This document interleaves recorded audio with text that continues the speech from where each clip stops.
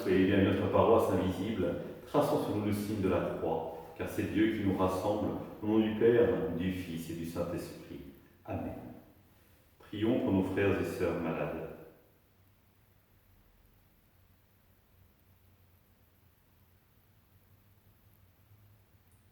Prions pour les soignants et tous ceux qui œuvrent pour le bien commun.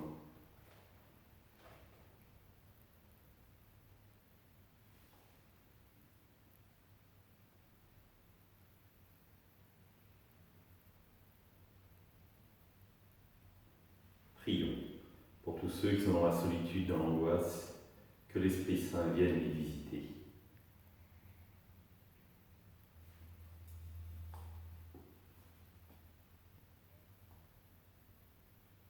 Pour manifester notre communion, je vais allumer cette bougie au cierge de Pascal.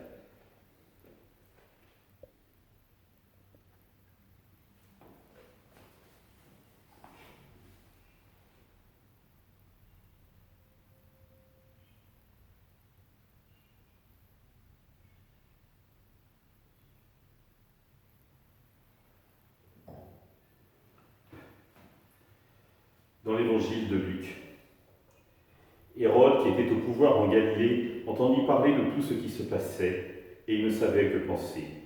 En effet, certains disaient que Jean le Baptiste était ressuscité d'entre les morts, d'autres disaient c'est le prophète Élie qui est apparu, d'autres encore c'est un prophète d'autrefois qui est ressuscité. Quant à Hérode, il disait « Jean, je l'ai fait décapiter, mais qui est cet homme dont j'entends dire de telles choses ?» Et il cherchait à le voir. Acclamons la parole de Dieu, louange à toi, Seigneur Jésus. Je pense que beaucoup de nos contemporains se retrouveraient dans Hérode. Évidemment, pas dans la manière dont il a fait décapiter Jean-Baptiste, enfin je l'espère, mais plus dans leur manière de voir, c'est-à-dire en s'appuyant sur les faits et en restant un peu bouche bée devant la personnalité de Jésus, qui semble complètement lui échapper, et même finalement, je dirais presque, le déranger dans ses certitudes. Parce que finalement, il aime bien avoir les gens dans les cases, et quand on sort des cases, ça pose question. Il entend dire bien des choses, donc ça veut dire qu'il s'informe, mais il veut plus. Il veut chercher à le voir, nous dit l'évangéliste Luc. Et c'est très intéressant finalement, parce qu'à un moment donné, de fait, Jésus sera mené jusqu'à lui.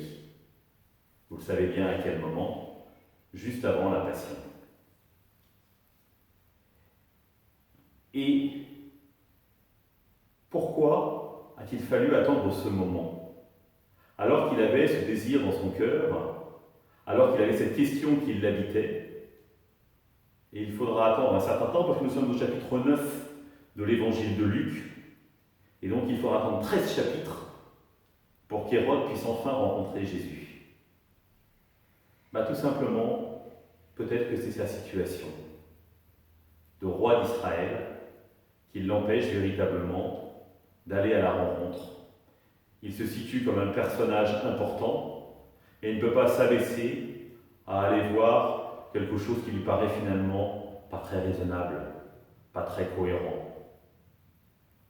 Même si la curiosité est en éveil, ce n'est pas nécessaire, finalement, pour lui faire franchir le pas et prendre le risque d'une certaine manière d'aller rencontrer quelqu'un qui dérange. Parce qu'il ne sait pas où ça va pouvoir l'emmener. Ce qui est très intéressant, c'est que Zachée a pris le risque, mais Hérode non. Pourtant, les deux avaient de l'argent. L'un, en revanche, se sentait complètement exclu, alors que l'autre, finalement, avait sa position sociale bien affirmée.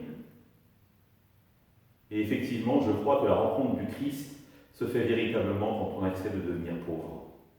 C'est-à-dire qu'on réalise pleinement qu'on a besoin du salut de Dieu au cœur de notre vie, de ce salut qui vient transformer notre vie. Et Hérode, finalement, n'en avait pas besoin.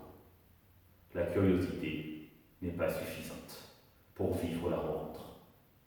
Alors demandons peut-être aujourd'hui à Dieu de nous aider à creuser cette curiosité, à avoir soif véritablement d'une rencontre véritable avec Jésus.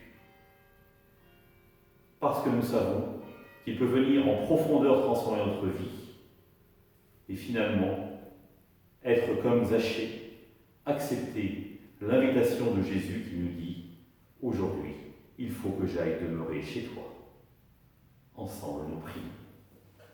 Notre Père, qui es aux cieux, que ton nom soit sanctifié, que ton règne vienne, que ta volonté soit faite sur la terre comme au ciel. Donne-nous aujourd'hui notre pain de ce jour. Pardonne-nous nos offenses, comme nous pardonnons aussi à ceux qui nous ont offensés. Et ne nous laisse pas entrer en tentation, mais délivre-nous du mal. Amen. Et que le Seigneur nous bénisse, nous accompagne notre journée, nous garde dans la paix, au nom du Père, du Fils et du Saint-Esprit. Amen. Je vous rappelle ce samedi soir à 20h30 dans l'église de la Chapelle, la veillée de louange. N'hésitez pas à venir nombreux pour chanter notre Dieu. À demain.